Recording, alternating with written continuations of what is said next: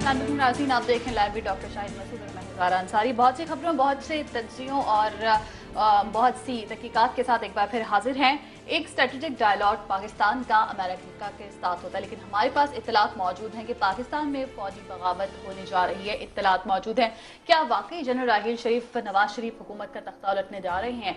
इस पर बात करेंगे। इंतहाई अहम और दिलचस्प बात है आपके लिए भी यकीनन। इसके साथ साथ एमक्यूएम के पेचीदा मामला किस जगह जा रहे हैं, इस पर बात करेंगे। साथ साथ बात करेंगे कि तालिबान से मुज़ाकरात का जो ऊंट है वो किसी करवट बैठेगा या नहीं। अपडेट्स साथ साथ सामने आ रही हैं, खबरें सामने आ रही हैं। अब से कुछ देर पहले भी हमने देखा कि तालिबान की कमेटी को लेकर भी खबरें सामने आई, उस पर बात करेंगे। प्रोग्राम का बाकायदा आगाज़ करेंगे। आपकी लाइव कॉल्स और SMS का इंतजार रहेगा। फेसबुक और ट्विटर पर भी अपनी फीडबैक्स हम तक पहुँचा सकते हैं। प्रोग्राम का आगाज़ करेंगे। डॉक्टर साहब की जाने पड़ेंगे। अस्सलाम वालेकुम। मैं ठीक ठाक। डॉक्टर साहब, इससे पहले कि बात करें एमक्यूएम के पेचीदा मामलात की, उस पर भी बात करेंगे और कि वो किस तरफ जा रहे हैं। एमक्यूएम की आज साबिक़ कमेटी भी मिली है बरतानिया में, उस पर भी बात करेंगे। लेकिन पहले मैं पूछना चाहूँगी कि क्या वाकई फौजी बगावत होने जा रही है? वाशिंगटन में क्या हो रहा है? वहाँ से खबरें सामने आ रही हैं। देखिए जी, ये वो मैं तो नहीं जानता कि फौजी बगावत होने जा रही है और होनी भी नहीं चाहिए, और सवाल ही पैदा नहीं होता कि कोई भी दुनिया का शख्स इसको वेलकम करे।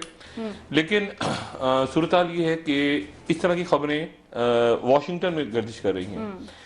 सबसे पहले तो कल वाशिंगटन पोस्ट, जो कि एक इंतहाई मौकर अमरीकी, सबसे ज्यादा ज़ाहिर वाशिंगटन से एक ही अखबार निकलता है बड़ा, और वाशिंगटन पोस्ट। कल वाशिंगटन पोस्ट ने, उनके पॉलिटिकल साइंटिस्ट हैं, और वो पॉलिटिकल साइंटिस्ट जो हैं वो उन्होंने कल वाशिंगटन पोस्ट में एक बात लिखी। उन्होंने स्टडी किया है 2013 तक, 1960 से लेकर 2013 तक दुनिया में जितनी बगावतें हुई हैं, मिलिट्री कूज हुए हैं, उनको उन्होंने स्टडी किया है। और वो स्टडी करने के बाद उन्होंने मुख्तलिफ वजूहात बताई हैं कि किसी मुल्क में बगावत क्यों होती है। मईशत ख़राब हो जाए, सियासतदान अहल हो जाए, बाहर की फोर्सेज इंटरवीन हो जाए, सिविल वॉर हो जाए, ये हो जाए, वो हो जाए, सारा कुछ कर के उन्होंने फिर एक मैपिंग की है, मैथमेटिकल साइंटिफिक मैपिंग करके उन्होंने वाशिंगटन पोस्ट में कल छाप दी है। और उस रिपोर्ट में वो ये कहते हैं कि जिन मुल्कों में इस साल 2014 में फौजी बगावत होने का खतरा है सबसे ज्यादा, उसमें कुछ 40 मुल्क हैं, लेकिन सबसे ज्यादा हाईएस्ट रिस्क है, वो बयान कर रहे हैं पाकिस्तान का। उनमें पाकिस्तान का भी नाम, वो पाकिस्तान का नाम है हाईएस्ट रिस्क में। अफगानिस्तान के रीजन में वो अलग रीजन है, ज़ाहिर है वो सिविल वॉर होती है, जो भी मामला होते हैं, फौज पता नहीं एक फौज है, कितनी फौजें हैं, अफगान आर्मी कहाँ जाती है आगे, तालिबान में से कितने उनमें से तालिबान को चले जाते हैं, क्या होता है अप्रैल के बाद हम कुछ नहीं जानते, अप्रैल से पहले क्या होता है हम कुछ नहीं जानते अफगानिस्तान में। लेकिन पाकिस्तान का नाम उसमें बहुत ऊपर रखा है उन्होंने। सब सहारन कंट्रीज का नाम है, लेकिन वहाँ होती रहती हैं बगावतें। एक और बड़ी इंटरेस्टिंग बात है कि अभी कू हुई है, पिछले साल ही बगावत हुई है मिस्र में, मुर्सी को उठा के उन्होंने हटाया ना जनरल सीसी ने, तो वो कह रहे हैं कि इस साल फिर दोबारा दूसरी बगावत होने जा रही है मिस्र में। ये बड़ी इंटरेस्टिंग बात है। अमेरिकन का एनालिसिस है वाशिंगटन पोस्ट में कि इस साल फिर दोबारा मिस्र में बगावत होने जा रही है फौजी। और पाकिस्तान के अंदर कोई बगावत की बात है वो उन्होंने की, और वही कहते हैं कि जी यहाँ की मईशत, यहाँ के मामला सारे जो उन्होंने अपने साइंटिफिक, मैं उस डिटेल में जाऊंगा, लेकिन उन्होंने मैपिंग की, इकोनॉमी, ये वो सारा फैसले, बॉर्डर्स की सूरत वगैरह, और हमारा जो एनालिसिस है मैथमेटिकल एनालिसिस, एक तो ये हो गई। अच्छा, इसको मैंने ठीक है, एक रिसर्च है, एक एनालिसिस है, लेकिन उसके बाद उसके 24-48 घंटों के बाद एक और वाकया वहां पे हुआ है वाशिंगटन में, और वो ये हुआ है कि यूएस कमेटी, जो इंटेलिजेंस की कमेटी है यूएस की, अभी इंटेलिजेंस की कमेटी बड़ी इंपॉर्टेंट होती है क्योंकि इनको इनपुट मिलता है सारी CIA और FBI और होमलैंड सिक्योरिटी वगैरह वगैरह सारी। तो उनकी जो कमेटी है, उन्होंने उनकी जो इंटेलिजेंस कमेटी है, उन्होंने वहां पे जाके यूएस सेनेट के सामने एक उन्होंने स्टेटमेंट दी है। उन्होंने पूरा बयान पेश किया और 2014 की उन्होंने पिक्चर पेश की और ये कहा कि अमेरिका को थ्रेट्स क्या हैं 2014 में, अमेरिका के सामने क्या बड़े चैलेंजेस हैं। ये पूरी एक डिस्कशन हुई है क्लोज, और उस डिस्कशन के अंदर उन्होंने ये कहा है, यूएस अमेरिकी सेनेटर्स ने अपनी सेनेट को बताया है कि हमारी इंटेलिजेंस रिपोर्ट्स ये कहती हैं, हमारा एनालिसिस ये कहता है कि पाकिस्तान में फौजी बगावत का इम्कान मौजूद है, फौजी बगावत खत्म होने जा रही है। ये मैं नहीं कह रहा, ये वाशिंगटन पोस्ट वाली रिपोर्ट को भी छोड़ देंगे। अमेरिकन सेनेट इंटेलिजेंस कमेटी ने अपने सेनेट के क्लोज डोर्स के अंदर ये बात की। सिर्फ इंतहाई अहम बात है, इसको नजरअंदाज तो नहीं किया जा सकता। नहीं, ये अमेरिकन का एनालिसिस देखें, एक होती है रिपोर्ट आती है, जैसे मैंने कहा वाशिंगटन पोस्ट को पढ़ा, अच्छा अब मैं अपनी भी बताऊं, मेरी जब बात होती है वहां पे और भी लोगों की बात हो रही है, तो एक कोल्ड शोल्डर उन्होंने दिया हुआ है। जैसे स्ट्रेटेजिक डायलॉग है, आपको याद है जो स्ट्रेटेजिक डायलॉग शुरू हुआ था हमारे मोहतरम, हमारे सर के ताज सरताज अजीज, बिल्कुल उसका हमारे सर के ताज क्या हुआ वो भी, वो उसका वो ऐसे बेड़ा गर्क हुआ है वहां पे। वो उन्होंने ऐसी तस्वीर, आपने तस्वीर बॉडी लैंग्वेज देखी, सरताज अजीज अभी हंस रहे हैं। ख्वाजा आसिफ क्यों हंस रहे हैं किसी को नहीं पता, वो कैरी को भी नहीं पता वो क्यों हंस रहे हैं, वो हंस रहे हैं ख्वाजा आसिफ। तो एक नॉन सीरियस डायलॉग में हुआ, उन्होंने सिर्फ इतनी एक पाकिस्तान को दे दिया कि आप बड़े आपके न्यूक्लियर बड़ा महफूज हाथों में, वो इस तरह की बातें निकालते थे ना, गुडी गुडी करना होता है। जब वो पाकिस्तान को डराना होता है, तालिबान इधर है, अलकायदा इधर है, वो पाकिस्तान डर गया, उन्होंने कहा न्यूक्लियर वेपन अच्छे हैं आपके, अच्छा खुश हो गए, जमहूरियत अच्छी हो। ये फजूल बातें हैं सारी, ये जो बयान होते हैं ना इस तरह के। उसामा बिन लादेन, ये जो वाकया हुआ ना 2 मई का, 1 मई का हुआ एक्चुअली, मैं उसको यहाँ पे 2 मई कहते हैं ना, 2 मई असल में वहां 1 मई थी, अमेरिका में उसको 1 मई कहा जाता है। एबटाबाद के वाकये को 1 मई कहते हैं, वो हम लोग 2 मई कहते हैं, टाइम का डिफरेंस है। तो वो जो 2 मई 1 मई का वाकया है, उसके अंदर जो है वो, आप अजीब बात ये देखें कि उससे एक हफ्ता पहले टाइम मैगजीन, एक हफ्ता पहले का जो टाइम मैगजीन है, उसमें दुनिया की चंद अहम तरीन शख्सियात में और इंपॉर्टेंट तरीन शख्सियात में जनरल पाशा का नाम है, DGISI का, और उसके एक हफ्ते के बाद रेड होगी। तो ये बयान छोड़ें।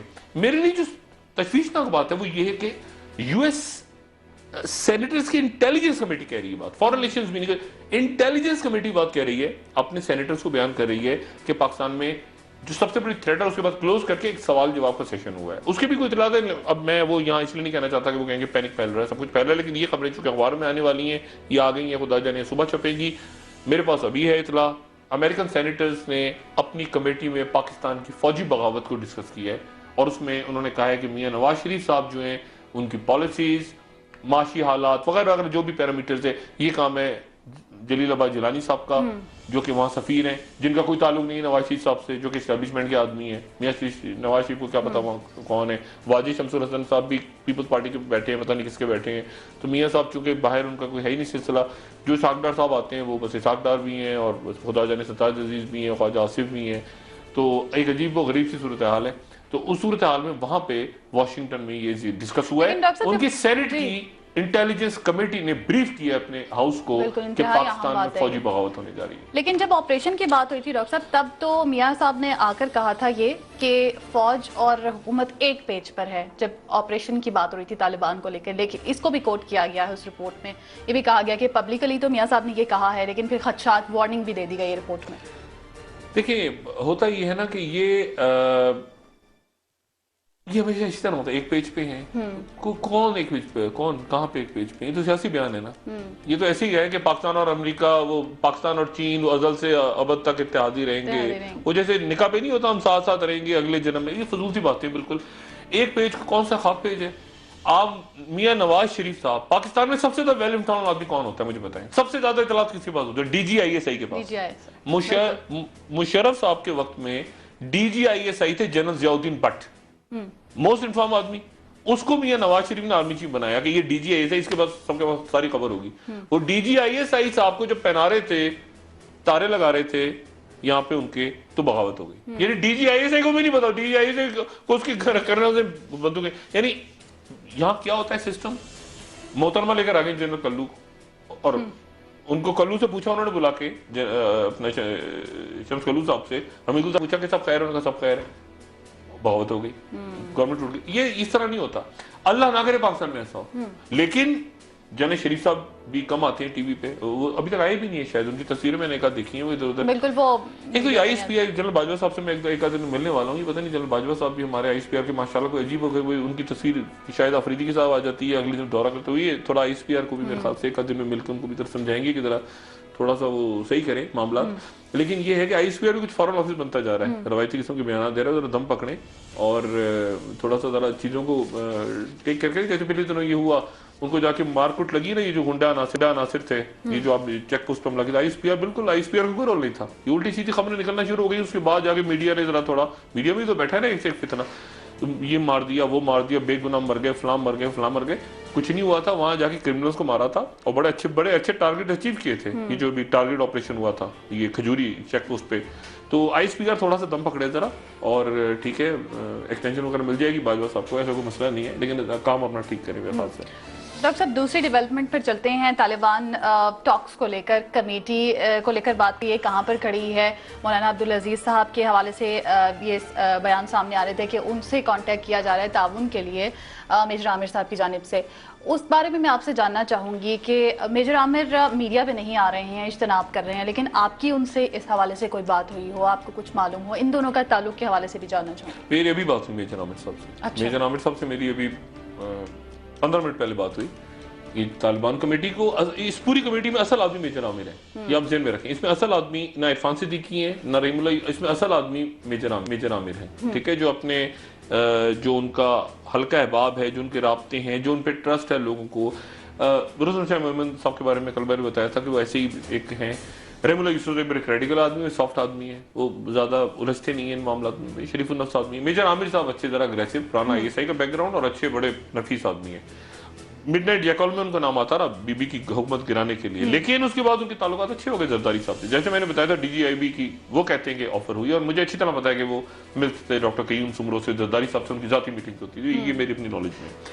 मेजर आमिर साहब जो हैं वो असल रोल प्ले कर रहे हैं। दो शख्सियात अब्दुल अजीज नाम के जब नाम आए ना, तो आप भी और नाज़रीन से गुजारिश है कि जरा कंफ्यूज ना हो। एक है मौलाना अब्दुल अजीज।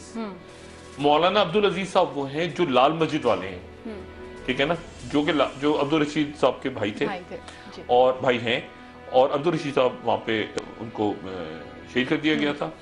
और अब्दुल अजीज साहब जो हैं वो उसके बाद वो बुरका और सारा किस्सा हुआ, वो लाल मस्जिद के हवाले से। दूसरे हैं शाह अब्दुल अजीज। शाह अब्दुल अजीज जो हैं वो बड़ा इंपॉर्टेंट कैरेक्टर हैं। वो हैं शाह अब्दुल अजीज जो समीउल हक साहब के बड़े करीबी साथी हैं, और 2002 में इलेक्शन लड़के कौमी असेंबली में पहुंचे थे। अच्छा। और जिनके और फिर उसके बाद 2008 में कत्ल हो गया था, यहाँ पे पोलिश इंजीनियर को मार दिया गया था, तो शाह अब्दुल अजीज साहब को अरेस्ट कर लिया था 2009 में ऑपरेशन के दौरान। बड़ी रखते हैं। हाँ, और उनका कर्क से ताल्लुक है, उनको सामने लाके बड़ी तस्दीक हुई थी और उनको बड़ा तमाशा हुआ, तो फिर रिलीज हो गए थे। शाह अब्दुल अजीज साहब बड़े गहरे आदमी, बहुत गहरे, और बड़े उनका बड़ा असर और रसूख है अलकायदा के सर्कल्स में भी, तालिबान के सर्कल्स में भी, अक्रॉस द बॉर्डर दोनों तरफ, और बड़े जो बड़े एक जबरदस्त आदमी है। अब मेजर आमिर साहब ने मुझे ये कहा, मेजर आमिर साहब का मैं कोट कर रहा हूं, मेजर आमिर साहब ने मुझे कहा कि शाह अब्दुल अजीज साहब ने, वो वाले शाह अब्दुल अजीज करक वाले और तालिबान वाले, नॉट लाल मस्जिद, शाह अब्दुल अजीज साहब ने फोन किया है मेजर आमिर को और कहा है कि मेरी दुआएं आपके साथ हैं। मौलाना अब्दुल अजीज जो हैं, अब मौलाना अब्दुल अजीज साहब का क्या ताल्लुक है मेजर आमिर साहब बड़े क्लोज हैं। मैंने पहले भी आपसे कल भी ये अर्ज किया था कि इस कमेटी में ऐसे अरकान मौजूद हैं जो एक बड़ी कारोबारी शख्सियत के बड़े करीब। मेजर आमिर साहब बड़े करीबी दोस्त हैं मलिक रियाज साहब, जो हमारे मुल्क के एक जाना पहचाना नाम है, जिन हवालों से भी मैं उसमें नहीं जाना चाहूंगा। मलिक रियाज साहब एक साहब हैं। अब मलिक रियाज साहब के बड़ा क्लोज है मेजर आमिर। और लाल मस्जिद का जो वाकया हुआ, तो लाल मस्जिद के वाकये के बाद मस्जिद के साथ जो हुआ वो सबने देखा। मौलाना अब्दुल अजीज और उम्मे हफ्जा और ये जो बच्चियां वगैरह थी सारी, इनको मलिक रियाज साहब ले गए। उसको मलिक रियाज साहब को असाइन किया आपकी स्टैब्लिशमेंट ने। मलिक रियाज साहब माशाल्लाह स्टैब्लिशमेंट के साथ, यानी साहब और भाई और सारा तो है ना मलिक रियाज साहब को पुराना सिलसिला। अभी करंट तो शरीफ साहब के साथ कोई बैगेज नहीं है, लेकिन पहले तो बड़ा बैगेज रहे, नहीं मालूम। तो अब मसला ये हुआ कि वो मलिक रियाज साहब ने इस तरह के काम भी करते हैं। मलिक रियाज साहब मसाजिद और ये और वो सारा, ये लाल मस्जिद भी बनाने में उनका रोल है, जो नई लाल मस्जिद दोबारा बनी है। तो ये उनकी फैमिलीज को वहां ले गए, यानी बैरियर टाउन का ये जो मलिक साहब का इलाका है, जो उनका ये वहां रहे मौलाना अब्दुल अजीज साहब, और वहां पे सारा। अब हुआ ये कि मौलाना अब्दुल अजीज साहब यानी बड़े मशहूर, और बहुत सारी बच्चियां, एक और भी इस्लामाबाद में शख्सियत हैं ताजी खोकर, जो आजकल जेर हिरासत है, उन्होंने भी कुछ बच्चियां अपना मदरसा वगैरह बना के वहां पे रख लिया। एक दफा मैंने पूछा उनसे, मैंने कहा जी सुने? हाँ, उन्होंने कहा हाँ बिल्कुल, मैंने ये काम किया रही। अब मेजर आमिर साहब जो है वो, अब खुदा जाने क्या मामला हुआ कि कल अचानक एक खबर निकल पड़ी और चलना शुरू हो गई कि मौलाना अब्दुल अजीज से राब्ता किया है मेजर आमिर ने, या पता नहीं मेजर आमिर ने मलिक रियाज से राब्ता किया है कि मौलाना अब्दुल अजीज से मेरी बात करी। ये छपकी टिकट चलना शुरू हो गए आज भी वाली खबर। अच्छा, उसके बाद वो मेजर आमिर को आके पब्लिकली कहना पड़ा कि मैंने कोई राब्ता नहीं किया, मौलाना अच्छा, अब मुसीबत ये है कि वो कह रहे हैं, अब मुझे नहीं पता मौलाना अब्दुल अजीज साहब का टिकट चल रहा है। अब मौलाना अब्दुल अजीज साहब जो है बड़े प्यारे जबरदस्त आदमी है, इनके मैंने खाना खाया था जब ये लाल मस्जिद ऑपरेशन में, तो बताऊंगा बाद में, क्योंकि ऑपरेशन के दौरान मैं अंदर था मस्जिद में, आपको शायद याद हो, मैंने ही सारा अंदर से एक बुरी याद है मेरी, बहुत बुरी यादें हैं उसकी। लेकिन बहरहाल अब हुआ ये है कि मौलाना अब्दुल अजीज साहब और मेजर आमिर साहब के दरमियान में कई मलिक रियाज हैं, तो मलिक रियाज साहब ने सारी सेटलमेंट करवाई थी। अब वो मौलाना अब्दुल अजीज आपने टीवी पे आके कहना शुरू कर दिया, और आगे जब मेजर आमिर को मजबूरन, हालांकि कल ये मीटिंग में डिसाइड हो गया था कि कोई टीवी पे नहीं आएगा, मेजर आमिर साहब को टीवी पे आना पड़ा। तो इस कमेटी में वो कहते हैं ना, अच्छा आज मैं इंतजार करता रहा सारा दिन के इरफान सिद्दीकी साहब कब जलवा अफरोज होंगे, उन्होंने कहा था मैं रोज ब्रीफ किया करूंगा। अब अंदर इतनी खटपट पड़ी है कि वो मेजर आमिर, अच्छा सीरियसली काम मेजर आमिर कर रहे हैं सर, मैं आपको फ्रैंक जो मैं आज बता रहा हूँ ना, इसमें सीरियस काम सिर्फ मेजर आमिर कर रहे हैं, बाकियों को टीवी पे आने का शौक है, मेरी तरह टीवी पे आके बैठने का शौक है, ठीक है। इसमें जो सीरियस काम हो रहा है वो मेजर आमिर का हो रहा है, और दो लोगों से उनकी बात हुई जो बड़े संजीदा लोग हैं। एक हैं शाह अब्दुल अजीज, मौलाना अब्दुल अजीज साहब को साइड करके, मौलाना साहब का भी बड़ा हल्का है, क्योंकि जाहिर है लाल मस्जिद की बच्चियां और ये सारे वो, लेकिन शाह अब्दुल अजीज इंपॉर्टेंट है और फजलुर रहमान खलील इंपॉर्टेंट है, और मौलाना अब्दुल अजीज वही करेंगे जो मलिक रियाज कहेंगे उनको। ये मौलाना अब्दुल अजीज साहब जितने, हाँ ये शाह अब्दुल अजीज साहब की तस्वीर आ रही है, ये बड़े इंपॉर्टेंट आदमी है, ठीक है, ये टीवी पे जो आ रही है ये बहुत इंपॉर्टेंट आदमी है, ये असल आदमी है, और ये वो असल आदमी है जिनके थ्रू राब्ता हो रहा है। अच्छा, ठीक है, और ये इनको तालिबान के अंदर और अलकायदा के जो सेक्शंस हैं, जो भी मैटर करते हैं लोग सारे, इंतजार क्या हो रहा है इस वक्त इंतजार हो रहा है मुल्ला मोहम्मद उमर के खत कि मुल्ला मोहम्मद उमर, ये बातें चली ना, इमरान खान का नाम दे दिया, फलाने का दे दिया, ये सारे फजूल बातें। मैं आपको एक बात मैंने कल आपसे की थी ना कि लाल के हकीमुल्लाह महसूद पे ड्रोन से पहले मामला खराब हो गए थे। हकीमुल्लाह महसूद के ऊपर ये जो हमला हुआ था, मिसाइल हमला, इससे पहले एक मुआहदा भी साइन हो गया था, मैं यहां तक बताऊं, एक मुआहदा तक साइन हो चुका था, ठीक है ना। तो ये और मौलाना फजलुर रहमान खलील जो कि सऊदी अरब में हैं, जिनके बारे में मैं कल बताया, ये दो लोग हैं बस, इन दो लोगों को नजर में रखें आप, और बाकी जो जितने ये नजर बट्टू बैठे हैं। डॉक्टर साहब इस पर मजीद बात करेंगे, इंटरेस्टिंग पॉइंट्स हैं, ब्रेक का वक्त है ना, के बाद एक बार फिर हाजिर होंगे और तालिबान टॉक्स को लेकर जो कमेटी की एमक्यूएम के हवाले से बात, जी एमक्यूएम के हवाले से भी बात करेंगे कि वो मामला किस हद तक पेचीदा है और वो क्या हो रहा है, क्या सूरत हाल है, आपको बताएंगे इस ब्रेक के बाद। Stay tuned.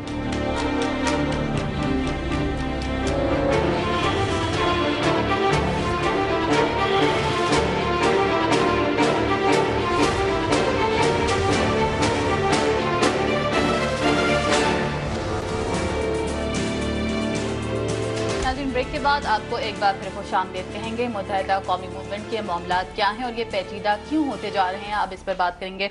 डॉक्टर साहब, 7 रुकनी वक्त भी मिला डेप्टी बरतानवी हाई कमिश्नर से और यादाश्त भी जमा करवा दी बीबीसी की डॉक्यूमेंट्री के अगेंस्ट, लेकिन मुत्तहिदा के मामला क्या हैं और किस तरफ जा रहे हैं, पेचीदा क्यों होते जा रहे हैं? एहतजाज भी रोक दिया उनकी जानिब से, अल्ताफ हुसैन ने खिताब भी करना था, क्या सूरत हाल है? देखिए, दो बातें। पहली बात तो ये कि इस बात में कोई शक नहीं कि एमक्यूएम मुल्क की एक बड़ी सियासी जमात है, उनके वोटर्स हैं, अल्ताफ हुसैन साहब एक मकबूल लीडर हैं, उनके चाहने वाले हैं, ये अपनी जगह बात दुरुस्त है। एमक्यूएम के लिए लंदन में मसाइल बढ़ रहे हैं, ये बात एक अलग बात है, और ये कोई तज्जिया नहीं है, ये कोई मतलब ये इंफॉर्मेशन है जो आ रही है, सामने आ रही है। मसला सारा ये है कि कल मैंने बताया था शर्लॉक होम्स और जेम्स बॉन्ड का झगड़ा है। एक शर्लॉक होम्स है मेट पुलिस और जेम्स बॉन्ड है आपके MI6, ठीक है ना। अब MI6 में जेम्स बॉन्ड में आते हैं आपके बाहर की एम्बेसी। जेम्स बॉन्ड हांगकांग में फंस गया, वो कहाँ जाता है? अपनी एम्बेसी में घुसता है। MI6 एम्बेसीज होती है MI6 में, ठीक है ना, पुलिस नहीं बैठी होती। आप कभी बाहर जाए ना किसी एम्बेसी में, पाकिस्तानी एम्बेसी में, आपको पाकिस्तानी पुलिस नजर नहीं आएगी, आपको ISI IB के लोग अंडरकवर नजर आएंगे। तो जेम्स बॉन्ड बाहर फंसता है ना कहीं, तो अपनी एम्बेसी में जाता है। अच्छा, अब मसला ये है कि बाहर के हाई कमिश्नर जी वो बेचारे, वो उनका काम होता है एप्लीकेशन वो ले रहे हैं। असल मसला है लंदन का और लंदन मेट्रोपॉलिटन पुलिस का। अच्छा, ये जो जितनी इंफॉर्मेशन हुई है, जो BBC ने डॉक्यूमेंट्री बनाई है, वो BBC को दी गई है स्कॉटलैंड यार्ड की तरफ से, यानी पुलिस की तरफ से, और उनको दी है पाकिस्तान के सियासतदारों ने। मैं आपको मुस्तकिल कह रहा हूँ, कह रहे हैं ना सामने लाया जाए। ये प्रोग्राम मैं पाकिस्तान से कर रहा हूँ, ये प्रोग्राम मैं कोई अर्जेंटाइन में बैठ के नहीं कर रहा, वो यहीं पर मौजूद हैं। मेरे एमक्यूएम के भाइयों को अच्छी तरह पता है, पता होना चाहिए, वो यहीं मौजूद हैं बंदे। वो कहते हैं ना, वो कहाँ ढूंढ रहे हैं, वो इधर ही मौजूद हैं। खालिद शमीम भी इधर ही हैं, वो कामरान भी इधर ही और काशिफ भी इधर ही हैं और काफी दिनों से हैं और रिकॉर्ड हो चुका है बयान, रिकॉर्डेड बयान आगे उनका हसास अदारे ले चुके हैं, हसास अदारों ने आगे दे भी दिया है बयान। और आप ये देखें, मेरी सिर्फ गुजारिश सुने, इफ्तिखार हुसैन साहब जो कि अल्ताफ हुसैन साहब के भतीजे कहा गया, अभी वसीम अख्तर साहब ने कहा कि उनके दूर के रिश्तेदार हैं जो भी हैं, जिनको वो कह रहे हैं कि उनका दिमागी तवाज़ुन दुरुस्त नहीं है, चले जो भी दुरुस्त नहीं है, लेकिन वो मीटिंग्स में तो बैठते रहे ना साथ, एमक्यूएम की लंदन की मीटिंग्स में। इफ्तिखार हुसैन साहब को कहाँ से अरेस्ट हुआ किया गया था? बाबर गौरी साहब कहाँ से? वो कनाडा से आ रहे थे लंदन, पाकिस्तान से जाते हुए तो नहीं पकड़ा ना। इसका मतलब है कि ये सर्कल बहुत बड़ा हो चुका है कि बहुत, मेरी जो बात है उस पर एमक्यूएम के दोस्त नाराज ना हो, मैं उनसे जो बात, वो अक्सर में जर की मूवमेंट होती है ना कि पीछे प्रेशर आता है लंदन का, डिफेंड करो, वो सारे वो वासी जलील हो गए, वसीम अख्तर हो गए, हैदराबाद। अच्छा, लंदन वाली बात समझते हैं, क्राइसिस आता है ना, क्राइसिस, वो पैनिक हो जाते हैं, मीडिया ये है, मीडिया वो है, दुनिया पीछे लगी हुई है। वो वजह है कि बैठ के पुरसकून अंदाज में मसले को रिजॉल्व करते हैं ना, आप बैठते हैं जंगी हालात हैं, क्या आप किया जाए, ये मसला हो गया, ये मसला हो गया, ये मसला कैसे करें। एक होता है गुस्से में आ जाए, इसको गालियां उसको गालियां, लटरम पटरम और गंद होती है और गड़बड़ होती है बीच में। अब मसला ये है कि अब एमक्यूएम ने ठीक किया, इस वक्त एमक्यूएम ठीक कर रही है, पिछली दफा ठीक नहीं किया था, वो कराची का जलसा वलसा मार कुटाई वो गलत हुआ, अभी तो एमक्यूएम ठीक कर रही है। प्रॉब्लम ये कि इसमें से कैसे निकला जाए, इसमें से निकलने के लिए कानूनी माहिरीन हो। अगर बीबीसी ने गलत फिल्म चलाई है, मैं कब कह रहा हूँ बीबीसी ने सही चलाई है, बीबीसी को सरकारी फंडिंग होती है बाय द वे, अपना बरतानिया की, मतलब वो ऑटोनोमस, बिल्कुल ऑटोनोमस अदारा नहीं है वो, उसको वहां की ब्रिटिश ब्रॉडकास्टिंग कॉर्पोरेशन को ब्रिटेन की फंडिंग होती है। मैं अगर एमक्यूएम में हूं और अल्ताफ भाई की जगह हूं तो मैं कम से कम, मेरा ख्याल है कोई 5 बिलियन पाउंड का हर्जाना कर दूं इस फिल्म के चलाने में। अगर ये फिल्म बीबीसी पे अच्छी तैसी कर दूं मैं, वहां तो आपको पता है वहां टीवी चैनल पे, पाकिस्तान के कोई टीवी चैनल को उल्टा चैनल ही चलाते हैं, इतना बड़ा लेटर आता है उनका, तो सू कर देते हैं लोग, वो तो इंतजार कर रहे होते हैं हमारे खिलाफ खबर दे, सू कर दें, तड़ा करके सू कर दें, तो बीबीसी को सू कर दें और हम सारे साथ है पूरी को। मतलब कोई गड़बड़ है, उस गड़बड़ को अब वो फरूक नसीम बेचारे को ऐसे आ गए, वो फरूक नसीम शरीफ आदमी, यहाँ से सेनेटर, उनको सेनेट बन गया, सेनेटर बनने की नहीं है ना, ऐसे तो नहीं कि गुडी वो बेचारे इधर गया उधर जा, उनको भी पता फंसे हुए मैं, उन्होंने बरतानवी लोग बीबीसी को भी जवाब दे रहे हैं, वो बेचारे। वो मामला ये है कि MI6 और उनका झगड़ा है और मामला बिगड़ रहे हैं, और मामला उस वक्त से, मैं बार बार ये बात कह रहा हूं कि ये बंदे पकड़े कब गए, ये बंदे चौधरी निसार के वक्त नहीं पकड़े गए, ये बंदे रहमान मलिक साहब के वक्त पकड़े, जिनका ऐसे जप्पी मारते हैं ना अल्ताफ भाई, ऐसे करके जप्पी, जो उनसे मुलाकात करने लंदन जप्पी मारते हैं, ये उनके वक्त में पकड़े गए। ठीक है, और मैं आपको ये भी बता चुका हूं कि एक मामला ऐसा है जो जाती मामला था, जिसमें अल्ताफ भाई ने मदद दी, रहमान मलिक साहब यहाँ से पहुंचे, कानूनी मामला था, जाती कानूनी मामला था लंदन में, उसमें मदद दी, फारूक नाइक साहब को लेके पहुंच गए वो, और मलिक साहब के हाथ में चीज आ गई, मलिक साहब मास्टर है, मलिक साहब ने जब पहुंचे वो चीज वो एक और बन गई।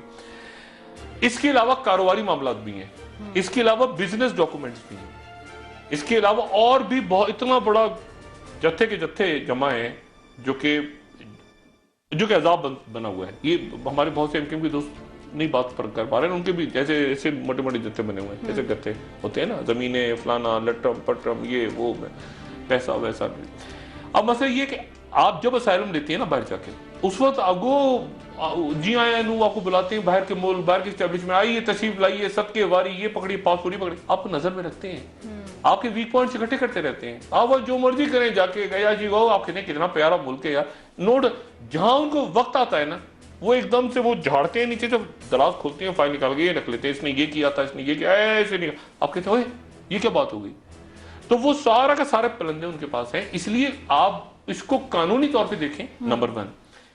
नंबर 2 बात बड़ी इंपॉर्टेंट है कि वो जो एमक्यूएम भी कह रही है बात कि आखिर इतने सालों से क्यों नहीं, अब क्यों हुआ, यही मेरा सवाल है कि ये एमक्यूएम को पता होना चाहिए, और उनको पता है कि इस वक्त क्यों हो रहा है, पहले क्यों नहीं हुआ, इस वक्त क्यों प्रॉब्लम आ रही है लंदन में, पहले क्यों नहीं आई। और मैं फिर अपनी बात दोहराना, मैं बार बार कह चुका हूं, अल्ताफ भाई को चाहिए कि अपनी मौजूदगी में, ये मेरा मशवरा है, मैं बार बार, मैं समा पे भी कह चुका हूं, 6 महीने पहले भी कहा था, अब दोबारा कह रहा हूं कि वो किसी एक को अपनी प्रेजेंस में, अल्ताफ भाई की सेहत ठीक नहीं है जेन्युइनली, और एस्टेब्लिशमेंट्स में, इंटरनेशनल एस्टेब्लिशमेंट्स में इस बात पे कंसर्न है। अब जो मर्जी गाली दें, मुल्क, रियासतें एस्टेब्लिशमेंट्स की चला रही होती हैं, सारे मुल्क चला रही होती हैं, ठीक है ना, बरतानिया को भी उनकी कोई अपना गॉर्डन ब्राउन नहीं चला रहा, वो तो कह रहे हैं जान को खतरा है, वो तो कहेंगे पॉलिटिकल बयान, जान को तो मेरी भी, सबकी जान को खतरा है ना, मेरी भी जान को खतरा है, ये मुशर्रफ साहब नहीं कह, मुझे दिल का दौरा पड़ सकता है, मुझे भी पड़ सकता है दौरा, भाई सबकी जान को खतरा है, मैं भी बैठे बैठे कुर्सी गिर जाए, मैं मर जाऊं, तो जान को सबके खतरा है। मसला ये है कि वो चाहे, उनको ये चाहिए कि वो जो मैसेज उन तक पहुंच रहा है, ये बाद में वसूख से बताओ कि अल्ताफ भाई को एक मैसेज पहुंचाया जा रहा है कि ऐसा करें। वो नहीं करते, वो सेकंड एपिसोड आ जाती है, उस नहीं करते, फिर थर्ड आ जाती है, वो मामला बढ़ता जा रहा है, बढ़ता जा रहा है, बढ़ता जा रहा है। इमरान फारूक के चक्कर में कोई गड़बड़ घोटाला था तो ये छापा पड़वा दिया उन्होंने, ठीक है ना, मनी लॉन्ड्रिंग शुरू करवा दी कि बिल्कुल ही फंसा दें, इधर नहीं तो इधर, इधर नहीं तो इधर, इधर वो गुत्तियां बढ़ती चली जाएंगी। उसको वहां से पकड़ लिया, एयरपोर्ट पकड़ लिया, उसने करवा दिया, उसकी टेप आ गई, उसके नाम आ गए, ये चीजें बढ़ती चली जाएंगी, आने वाली दिनों में और बढ़ेंगी, ठीक है। इसलिए अल्ताफ, और बीच में मैं बताऊं, बीच में अब मैं बहुत बड़ी बात कहने लगा, बीच में अल्ताफ भाई को अच्छा मैसेज भी भेजा गया, इस्टेब्लिशमेंट ने अच्छा मैसेज भी भेजा। अब आपको ये अच्छा मैसेज कैसे भेजा? बिल्कुल ऐसे भेजा कि एक सीट, अब मैं बहुत अजीब सी बात कहने लगा हूं, लेकिन एक सीट बाकायदा अल्ताफ भाई को मैसेज पहुंचाया गया कि ये सीट आप नहीं जीत रहे, लेकिन ये सीट भी आपको दी जा रही है। अच्छा। कौमी असेंबली की सीट अंदरूनी सिंध की बाई इलेक्शंस में दी गई, ठीक है। मैं नहीं चाहता एमक्यूएम मेरी तदीफ करे इस बात की, मगर इसको रखें, मेरे पास भी बातें, उनके पास भी बातें, इसको रखें। यहां तक बात गई, इस हद तक इस्टेब्लिशमेंट ने कहा कि ये कोई जो बात वो मैसेज दे रहे हैं उस बात में सॉफ्टनेस आ जाए। एक सीट भी अंदरूनी सिंध के इलेक्शंस में, वो इलेक्शंस फौज की निगरानी में हुए थे, यहां तक मैं कहता हूं, वो सीट बाई इलेक्शंस की एमक्यूएम ने ले ली और मैसेज दे दिया लंदन में कि ये सीट भी आपको दी है। उसके बावजूद लचक नहीं आ रही, वो लचक। अच्छा, अब अल्ताफ भाई को मेरा क्या मशवरा है, और भी बहुत सारे मामला होंगे, मैं बीच में, मुझे नहीं पता क्या मामला होंगे। मुझे इतना पता है एक दो जनरल पाशा जाके मिले थे अल्ताफ भाई के साथ, मुझे इतना पता है, मुझे और भी कुछ चीजें पता होंगी। अब मसला ये है कि वो जो मैसेज दिया जा रहा है ना, इस्टेब्लिशमेंट में हकीकतन इस बात का कंसर्न है कि खुदा ना खास्ता अल्ताफ भाई की तबीयत खराब हो गई, अल्ताफ भाई गुस्से में आ जाते हैं, कभी नाराज हो जाते हैं, अपने कारकुनों पे भी, अपनी राब्ता कमेटी में भी बहुत दफा प्यार भी बहुत करते हैं, वो तो गुस्से में भी आ जाते हैं, तकरीर करते हुए गुस्से में आ जाते हैं, उससे और गड़बड़ हो जाती है, ठीक है। तो एक मैसेज जा रहा है आगे कि खुदा ना खास्ता, जैसे मैंने कहा था ना, बीबी की तो निकल के आ गई ना पटारे में से एक वसीयत, वो पता नहीं क्या थी, बहरहाल अब छोड़ देंगे, लंबी कहानी है, वो वसीयत निकल के आ गई, उसको इस्टेब्लिशमेंट ने सपोर्ट किया और वो चल पड़ी। इस्टेब्लिशमेंट उसको ना करती, वो ऐसे चीटों मोड़ जाती। अल्ताफ भाई को कहा जा रहा है कि आप एक नंबर 2 अनाउंस कर दें, ये क्या, क्योंकि डर ये लग रहा है कि खुदा ना खास्ता अल्ताफ भाई की तबीयत खराब हो गई है, कोई बात ऐसी ज्यादा खराब हुई तबीयत, तो ऐसा ना हो कि अंदर स्प्लिंटर ग्रुप्स बन जाए, क्योंकि स्प्लिंटर ग्रुप्स बड़ी पार्टियों की तरह एमक्यूएम में भी मौजूद हैं और अजीबोगरीब, वो किसी को नहीं मानते, ये इसको नहीं मानता, वो उसको नहीं मानता, और सेक्टेरियन तौर पे भी मसला है। ये जो पहले दोनों मसला हुआ था ना कराची में, झगड़ा हुआ था अंदर हमाद सदीकी साहब वाला, इसमें भी एक सेक्टेरियन एंगल था, मैं डिस्कस नहीं करूंगा। तो सेक्टेरियन ग्रुप्स ना बन जाए। कराची में मौलाना औरंगजेब फारूकी साहब, देखे ना, मौलाना औरंगजेब फारूकी साहब एक कुवत पकड़ रहे हैं कराची के अंदर, कराची में और लोग मौजूद हैं इस वक्त जो कि मजहबी जमातें हैं। कराची में एक ऐसी जगह है जो कि तहरीक इंसाफ ने ले ली है, एक बैठे हुए एएनपी वाले जो इंतजार कर रहे हैं कि उनको इशारा हो, उनको इशारा होगा 2 मिनट में शुरू हो जाएंगे एएनपी वाले भी, वो भी ऐसी गुडी गुडी सारा लिबरल मोहब्बत महाजिर पठानी ऐसे ही है सारी। आपको याद नहीं ज़ुल्फ़िकार मिर्ज़ा के वक्त क्या हुआ, सुबह उधर कट्टी बाड़ी की गोलियां, इधर 20 गिरे, उधर 50 गिरे, एक कराची में टर्मोइल आ जाएगा, और इस वक्त कोई टर्मोइल नहीं चाहता। इंटरनेशनल एस्टेब्लिशमेंट क्यों नहीं चाहती? क्योंकि एग्जिट कराची से हो रहा है, एग्जिट कराची पोर्ट कासिम से तो नहीं हो रहा ना, कोई आपके गवादर से तो नहीं हो रहा, वो सारे यहीं से निकलते हैं। हिसाब किताब कौन बनाता है? महाजिर। लेकिन ट्रक कौन चलाता है? पठान। इंटरनेशनल एस्टेब्लिशमेंट की भी जान निकलती है कि यार पठान महाजिर झगड़ा ना हो जाए कहीं, ठीक है ना। तो उन्होंने दोनों को ठंडा किया हुआ है, वरना तो खून के प्यासे एक दूसरे के। असफंदियार वली साहब ट्रक तो वो पठान चलाएगा ना, वहां से कंटेनर चलेगा, और हिसाब किताब कौन बनेगा कराची में? एक सैकी होती है ना, वो एमक्यूएम से ताल्लुक रखने वाले वो लोग, ये ऑफिशियल काम, ये सारा उतर रहे हैं नंबर, और ट्रक रात भर चला के वो चमन क्रॉस करेगा या कोई खबर। तो मसला ये है कि वो मैसेज जा रहा है, ठीक है, कि आप इसको इस तरह से कंटेन करें, और इसीलिए फारूक सत्तार साहब और गवर्नर साहब आ गए हुए, और इस मसले को इस्टेब्लिशमेंट पूरी इन्वॉल्व है। जहाँ पे गवर्नर से कोई ज्यादा इस्टेब्लिशमेंट की बात आगे पहुंचाने की कोशिश करते हैं, तो वहाँ एक लंदन में अल्ताफ भाई को कह दिया जाता है ये तो फौज का आदमी है, वो पता चला गवर्नर साहब को ही फड़का देते हैं, हटा दो हटा दो हटा दो, और गवर्नर रिजाइन करके गायब हो गए बेचारे। कभी फारूक सत्तार में टोपी आ जाए। ये कराची पाकिस्तान में जो एमके है ना बेचारा, बड़े अच्छे लोग, बहुत वासे जलील, हैदर अब्बास रिजवी, वसीम अख्तर, ये वो सारे गुड नाइस पीपल लोगों में रहते हैं ना, सारे लोग इनके बड़े अच्छे। मुसीबत ये कि लंदन को कैसे कन्विंस किया जाए, और लंदन में अल्ताफ भाई को कैसे, अल्ताफ भाई के आसपास जो लोग हैं वो भी अच्छे हैं, अनवर भाई हो गए, मुस्तफा भाई हो गए, बाकी लोग हो गए, अनीस भाई हो गए, लेकिन मसला ये है कि वो वहां पर यहाँ का और वहां का जो गैप है ना, वो उसमें गड़बड़ हो जाती है कहीं। तो अब ये है कि वहां पर एक उन्होंने कहा अच्छा चलो यहाँ तो छोड़ो, अब लेकिन यहाँ कुछ कम हुआ, वहां उन्होंने कहा लंदन में कर दो। इस्टेब्लिशमेंट्स ने कहा पहले यहाँ मामला सेट हुआ, वो लंदन ऊपर नीचे, उन्होंने कहा लंदन में ही ले आओ, उस गैप को कम करने की अब कोशिश देखिए ना यहाँ कराची में पाकिस्तान में कुछ नहीं हुआ, वरना पाकिस्तान में भी तो हो सकता था ना। पाकिस्तान में फड़काते थे 5-6 लीडर, पाकिस्तान में एमक्यूएम के अंदर बढ़ होते जेलों में, पाकिस्तान में तो मजे से घूम रहे हैं, टीवी पे आ रहे हैं, हमारे साथ गपशप लगाते हैं। उन्होंने कहा लंदन में इस्टेब्लिशमेंट का प्रॉब्लम वहां क्रिएट हो रही है, तो लंदन को उन्होंने जरा थोड़ा सा टाइट की है, और मेरे ख्याल से ऐसी जगह लेकर आ गए कि जहां अच्छा 4 फिल्में, मैं इससे पहले कि आप वक्फा लें जो भी बात हो, वक्फे का वक्त हो रहा है, 4 कम से कम 3 से 4 फिल्में तैयार हो रही हैं इस वक्त। अच्छा, मुझे आज से 5 महीने पहले नजीम मलिक साहब ने अपने प्रोग्राम में बताया था, तो मैंने कहा था बीबीसी की फिल्म तैयार हो रही है दूसरी, उस वक्त उन्होंने सबने तरदीद की। आज मैं आपको बता रहा हूँ 3 से 4 फिल्में तैयार हो रही हैं, और अब अमेरिका के अखबारों में आने वाली है खबर, अच्छा। बरतानिया से निकल के अमेरिका में आने वाली है। मैं कोई डरा नहीं रहा, मैं वो बता रहा हूँ जो मेरी सोर्सेज हैं, ये खबरें और तैयार हो रही हैं, कहानी और आगे चलेगी। जो भी एमक्यूएम को मैसेज, एमक्यूएम को जो मैसेज, अच्छा एमक्यूएम इसलिए कह रही है ना, अल्ताफ, एमक्यूएम को भी कहा गया है कि ये कह दो कि सिर्फ अल्ताफ हुसैन काबिल कबूल है। अब देखे ना क्या वजह है, इसका मतलब ये हुआ कि उनको ये कहा जा रहा है कि किसी को अनाउंस करो, वरना ये कोई नारा हुआ, ये जो -1 चल रही है बात, ये क्यों कह रहे हैं कि -1 कबूल नहीं है, इसका मतलब है वो खुद ही बता रहे हैं कि हमें -1 का मैसेज जा रहा है। अब इस्टेब्लिशमेंट जाने और अल्ताफ भाई जाने, ये मैसेज जा रहा है उन्हें कि आप किसी को अनाउंस करें, वही कह रहे हैं कि हमें -1 कबूल नहीं है। मैं तो नहीं कह रहा -1, कोई कह रहा है ना, जो कह रहा है वो उनसे बात करें, उनको मनाए, अल्लाह खैर सल्ला। हमारा काम तो ये कि तजिया करें और कराची हमारा सुकून से रहे। बिल्कुल, और मामला क्यों पेचीदा हुए ये काफी हद तक हमने जाना। नाज़रीन, ब्रेक का वक्त हो रहा है, ब्रेक के बाद कि गवर्नर स्टेट बैंक मुस्ताफी क्यों हुए हैं, मुस्ताफी एमक्यूएम के हवाले से एक बात रहेगी, एमक्यूएम के हवाले से भी बात करेंगे, डॉक्टर साहब बताना चाह रहे हैं, और गवर्नर स्टेट बैंक के हवाले से भी बात करेंगे, आपको बताएंगे कि वजह क्या बनी उनके मुस्ताफी होने की। स्टेट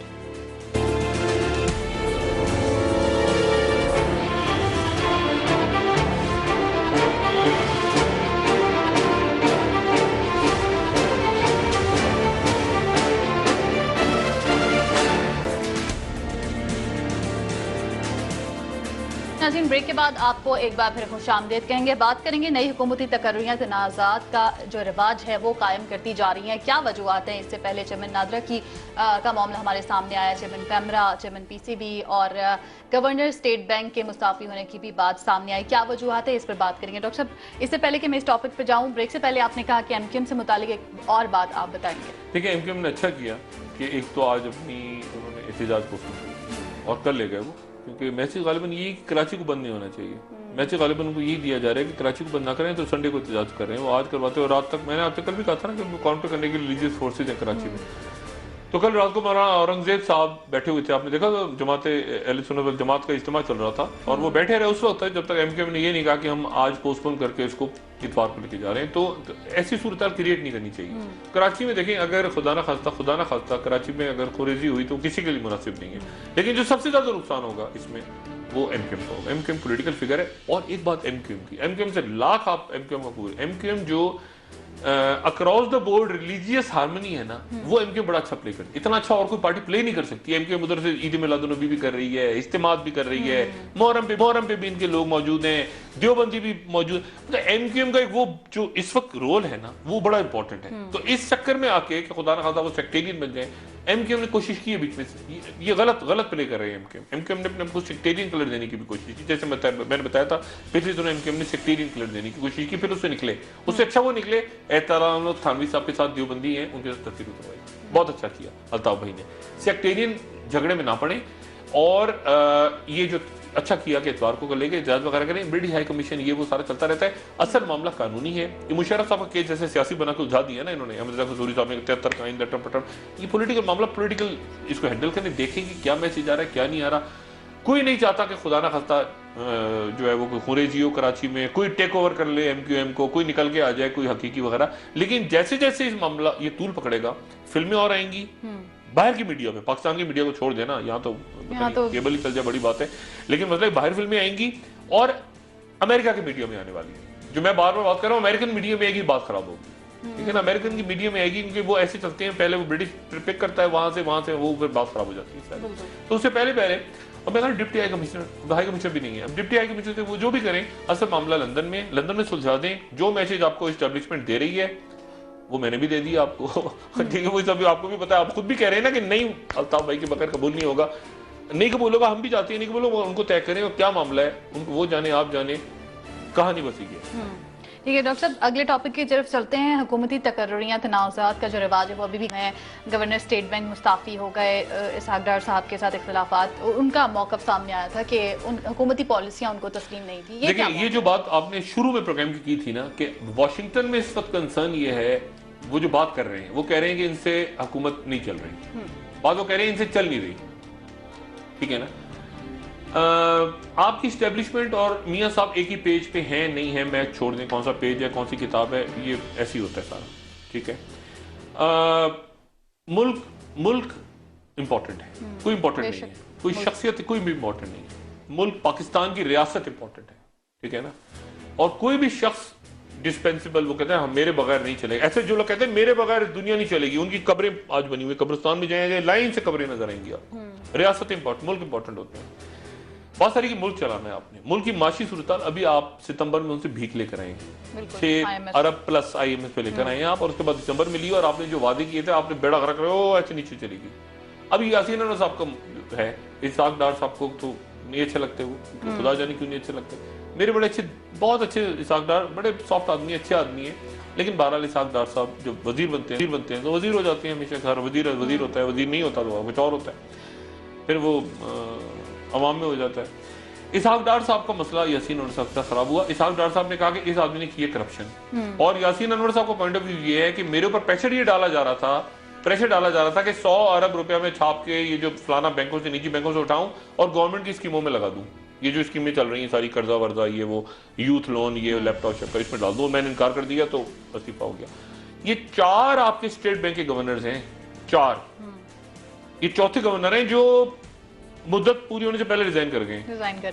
वो हफीज कारदार चले गए, वो उससे पहले वो डॉक्टर शमशाद अख्तर चले गए, मतलब ये सारे जो हैं ये एक एक करके चलते चले जा रहे हैं। और इनके कोई बेटे का एक्सीडेंट हो गया था, ये सिंगापुर चले गए थे, वहां से वापस आए, बता एक और डिप्टी गवर्नर लगा दिया, वही जैसे तारिक मलिक के साथ हुआ था, इन अ बैड टेस्ट। ये जो चीजें होती हैं ना, ये बाहर मॉनिटर होती है, लेकिन आप जो ये IMF आप भीख मांग रहे हैं ना जाके, यहाँ तो वैसे तुरम खान चल रहे हैं, चाय लाओ मेरे लिए, पानी लाओ मेरे लिए, गाड़ी खड़ी करो, वहां जाते ऐसे खड़े हो, ऐसे करके यूं खड़े हैं, जॉन कैरी ऐसे, जॉन कैरी। अभी IMF के वहां गए तो दुबई में मुज़ाकरात हो रहे हैं, ऐसे दे दो भाई मुज़ाकरात, अब आपके वो शुरू, यानी चक्कर शुरू हो गया ना सारा, उधर प्राइवेटाइजेशन, उधर फलाना, उधर इस पूरी चीज को मॉनिटर, ये कहती है, ये कहलाते पॉलिटिकल इकोनॉमी। मैंने एक दिन पूछा, मैं यहाँ बात नहीं करना चाहता, ब्रीफिंग हो रही थी जनरल कैनी की, मैंने जनरल कैनी से सिर्फ एक सवाल पूछा, मैंने कहा जनरल साहब मुझे ये बताइए, अगर आज आपका इंडिया से आप खुल जाए आपका ईस्टर्न बॉर्डर, खुदा ना खास्ता, वेस्टर्न बॉर्डर वैसे ही आपका हॉट है ना वेस्टर्न बॉर्डर, ईस्टर्न को भी मैं हॉट ही समझता हूँ, वहां से छेड़खानी होती रहती है इंडियंस की तरफ से। मैंने एक सवाल हो जाए, क्या चीजें होती हैं आपकी क्या चीज इंपॉर्टेंट, असला तो इंपॉर्टेंट नहीं होता, असला तो होता है, असला फौज तो इराक में भी थी, क्या इंपॉर्टेंट, मोरल इंपॉर्टेंट होता है, फौज क्या मोरल है, कौन क्या मोरल है, इकोनॉमी कैसी है, बिजली किस तरह चलेगी, ब्लैकआउट, मोरल। अब आपने सभी को ठुस कर दिया, एक निकम्मा आता है, उसके सुपर निकम्मा आके बैठ जाता है, सुपर निकम्मा जाता है, उसके टेट्रा निकम्मा बैठ जाता है आके, यानी चोरों का टोला बिठाया हुआ आपने सारा। ये किस तरह क्या होगा? जनरल कैनी साहब ने उसी तरह हाथ पे आता तो बाहर जाके सिगरेट विगरेट पी करने का डॉक, ये तरह बात तुमने मुझसे की, वो मैं नहीं कहना चाह रहा, लेकिन मसला ये सारा कि मुल्क ने भी तो चलना है ना। अब एक बच्चा क्यों उसको, यानी क्यों बच्चे पढ़े जब उनको पता है कि चोर के बच्चे ने आके पेपर लेके और यहाँ पे डॉक्टरेट की डिग्री ले लेनी, कल को जो देखे ना डिग्री के साथ डॉक्टरेट की डिग्री ऐसे लोग MPhil PhD के लिए जाने दे देते हैं बच्चे बेचारे, आपके मुल्क के, आपकी कौम के, और एक से एक चोर को आपकी डॉक्टरेट डिग्री मिल रही है, डॉक्टरेट की डिग्री, फलाने को डॉक्टरेट की डिग्री, फलाना डॉक्टरेट। आपने देखा तमक किस तरह बिक रहे हैं, यानी जो फैज अहमद फैज को मिला है, या जो आपके हबीब जालिब को मिला है इस मुल्क में, या जो अशफाक अहमद को मिला है, ये जो बड़े बड़े अदीबों को मुल्क में मिला है, तमगा हुस्न कारकर्दगी और बड़े बड़े आपके सिविलियन एजाज, वो देखें आपके लोगों को मिले 5-6 साल में। आप देखें लिस्ट तो पढ़े, आप कहेंगे आपको नफरत होनी शुरू हो जाएगी कि यार है ये हो क्या रहा है। बिल्कुल। देखिए बात ये है सारी कि इस तरह एक लिमिट होती है, एक हद होती है, ये दुनिया भी देख रही है। अब छोड़ दें, अब क्या हुआ है, बगावत हुई ना, मुर्सी को फेंक दिया उठा के उन्होंने, मुर्सी इलेक्टेड आदमी था, मुर्सी को फेंका उठा के, $10 बिलियन दे दिए उनको अरब मुल्कों ने, मुर्सी को तो नहीं दिए, फौजी को के बाद दिए। इसलिए जो पॉलिटिक्स लिमिट होती है, ये सिंध में भी सूरत हाल है, सिंध में भी यही, मैं आज आपके प्रोग्राम में रिकॉर्ड कह रहा हूँ, लोगों का ख्याल है कि सारे कब्जे वब्जे, ये खेल वेल, सारा पैसा बाहर निकल गया, एक एक चीज अंडर वॉच, ऐसे बटन दबेगा और गड़बड़ जैसे आप कहते हैं माइक्रोस्कोप के नीचे। नहीं, एक एक चीज माइक्रोस्कोप के नीचे है। ये डिप्लोमेटिक बैग, आपके ख्याल से इनमें पैसा जाता है तो क्या मैं अब बात नहीं करना चाह रहा, ये डिप्लोमेटिक बैग में लोग पैसा बन के जाते हैं ना कि डिप्लोमेट चेक नहीं हो रहा, इसके तरीके हैं बड़े, ये भी बड़ा मॉनिटर होती है कि चीज कैश कहाँ गया, कौन किधर गया, क्या हुआ सारा। तो बात सारी ये है कि इसको हमने किस तरह से आगे चलाना है, मियां साहब ने किस तरह से इकोनॉमिक पॉलिसीज करनी है, किस तरह से, मतलब है कि इसको वो खुश नहीं है, वो से मुराद मेरी अमेरिका नहीं है, वो से मुराद मेरी ये है कि उनके पास पल्स जारी है कि पाकिस्तान के अंदर बेचैनी है, इनसे लोगों से काम नहीं हो रहा। मियां साहब के लिए क्या चीज इंपॉर्टेंट है? मियां साहब ने एक काम तो बहुत अच्छा किया है और बहुत अच्छा किया काम, और वही उन्होंने ये किया है कि उन्होंने ये मुज़ाकरात की कमेटी बना के कम से कम ये फौरी तौर पर ऑपरेशन, लेकिन उसके साथ ही मैसेज क्या जा रहा है वहां पे, वजीर उनके प्राइवेटली क्या कह रहे हैं कि ऑपरेशन होने जा रहा है, ऑपरेशन होने जा रहा है, मारामारी, जिसके नतीजे में नॉन सीरियस नजर आ रही है। हर आदमी कह रहा है कि ये कमेटी, मैं भी ये कह रहा हूँ, मूवमेंट्स हो रही है ना, एक गुस्सा है कि यार क्या मतलब है, क्योंकि 6 महीने आपने ऐसे गुजार दिए, 6 महीने के बाद आपने एपीसी की पटारे में से क्या निकाला, ये इरफान सिद्दीकी है, ये मेजर आमिर हैं, ये मेजर आमिर ने कहा सलीम साफी से, सलीम साफी ने कहा मैं नहीं आऊंगा, उसने कहा तू आ जा, उसने कहा तू आ जा, अब फरमाइशी टिकट चल रहे हैं, कई टिकट फरमाए, टीवी चैनल से फोन कर करके फरमाइशी टिकट जो है वो, हाँ इमरान खान का भी आ रहा है, इमरान खान आना चाह रहे हैं, उनको भी शामिल करें, उनको शामिल कर दिया जाए। इमरान को पता नहीं, अब इमरान मैं तो समझने से काफिर हूँ, अब समी उलग चले गए तो इमरान खान आ जाए, इमरान खान को इसको हेड करेंगे इरफान सिद्दीकी साहब और नीचे बैठेंगे इमरान खान, इमरान, मतलब कुछ समझ नहीं आ रहा। आपने इरफान साहब के कॉलम्स पढ़े, इरफान, मतलब ये अजीबोगरीब बात है। मैं इस, ये नहीं, नॉन सीरियसनेस है एक्चुअली, ये नॉन सीरियसनेस है, और ये नॉन सीरियसनेस इसी को देख के जो तालिबान के लोग हैं वो कह रहे हैं कि मामला सारा का सारा ऑपरेशन की तरफ लेके जा रहे हैं। लेकिन उनकी जानिब से भी अभी तक मजलिस शूरा की जानिब से उनकी कमेटी का ऐलान नहीं, उनके पहले नाम तो आ गए थे 3 परसों, जो मैंने कल के प्रोग्राम में बात की थी, मुल्ला फजलुल्लाह जो उनके हैं, उन्होंने फिर बात की दोबारा। लेकिन हुकूमत यहाँ जो कुछ नॉन सीरियसनेस हो रही है ना, देखिए मैंने आपसे फिर कहा कि ये फजल खलील साहब पीछे हट जाएंगे, वो हट गए थे एक लेवल में पीछे, और शाह अब्दुल लतीफ पीछे हट जाएंगे, वो ये नॉन सीरियसनेस देखेंगे ना। आज ब्रीफिंग होनी थी, आज ब्रीफिंग क्यों नहीं हुई? आज होनी थी ना, इरफान सिद्दीकी साहब को ब्रीफिंग दी नहीं, क्यों नहीं दी? क्या प्रकाश हो रही? वो उन्होंने कहा दिनों में हो जाएगा मामला तय, हफ्तों में, महीनों में नहीं, सालों में, दिनों में। रोज की ब्रीफिंग देना, आज क्या हुआ, कल क्या हुआ, परसों क्या हुआ। आज तो तनाजात खड़े हो गए, अब्दुल अजीज साहब कह रहे हैं कुछ और, सलीम साफी साहब ने कॉलम लिख दिया, मुझे बुलाया गया था, मैं नहीं आया, फलाना, जो एक अजीब प्रोसेस है। और पॉलिटिकल फिगर्स, ये बात मैं पहले कह चुका हूं, अमेरिकन को और बाहरी बात भेज चुकी हैं, बार बार ये बात कह चुकी हैं कि जी हम करवाने को तैयार हैं। मैं आपको मिसाल, एक बड़े पॉलिटिकल लीडर का नाम ही नहीं था तालिबान की तरफ, उनका नाम डाला गया, नाराज ना हो जाए मौलाना फजलुर रहमान साहब, उन्होंने कहा मेरा नाम भी डाल दें, तालिबान की तरफ से नाम आ गया, हालांकि नाम ही नहीं था। डॉक्टर साहब, सोशल मीडिया पे भी ये तालिबान की जानिब से जो कमेटी में नामों का मुतालबा किया गया, वो नाम सामने आ रहे हैं। इमरान खान साहब का नाम तालिबान की तरफ से डालने के लिए कहा जा रहा है, मौलाना समीउल हक साहब का नाम आ रहा है, मुफ्ती किफायतुल्लाह साहब का नाम आ रहा है, प्रोफेसर इब्राहिम का नाम सामने आ रहा है तालिबान की जानिब से, और मौलाना अब्दुल अजीज साहब का नाम भी सामने आ रहा है। तो ये क्या है तालिबान की जानिब से उनकी कमेटी? उनके तो दिल चाहेगा ना शाहिदुल्लाह शाहिद साहब नाम दे दें 15, देखें ना, मतलब है कि आपने कुछ चीज कर, मैं कह रहा हूँ नॉन सीरियसनेस है दोनों तरफ से, इस तरफ से चूंकि है तो उस तरफ से भी है। अब उधर तालिबान की तरफ से नाम आ जाए, उनकी तरफ से नाम आ जाए कि जी आप वीना मलिक का नाम डालें हमारी तरफ से, क्या होगी? देखिए नॉन सीरियस एटीट्यूड है ना, नॉन सीरियस एटीट्यूड हो रहा है ना। इनका नाम डाल दें, उनके वो कह रहे मैं नहीं आना चाह रहा, मेरा नाम इसका डालेंगे तो मेरा बैठेंगे।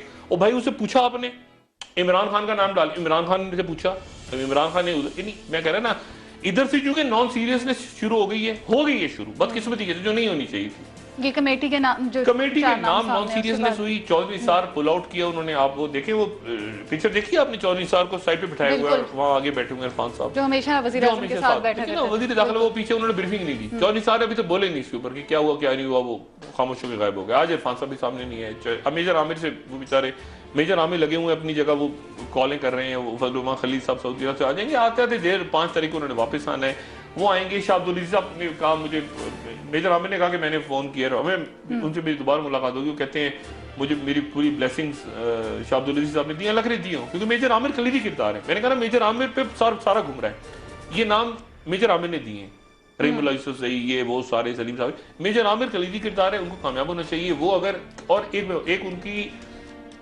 पर्सनैलिटी की खास चीज वो बड़ी जल्दी यानी छोड़ भी देती, वो देखेंगे नहीं कि नॉन सीरियसनेस हो रही है, वो कहेंगे खुदा हाफिज, अलग हो, वो अलग हो गए, बदकिस्मती।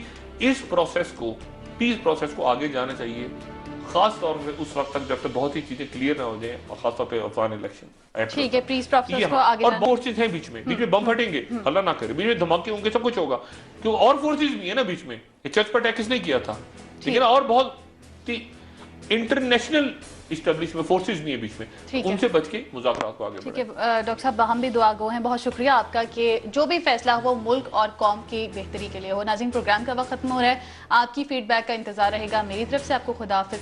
डॉक्टर साहब, आप अपना दोस्तों रिश्तेदारों गिरदो नवाह के लोगों का सब ख्याल रखिएगा।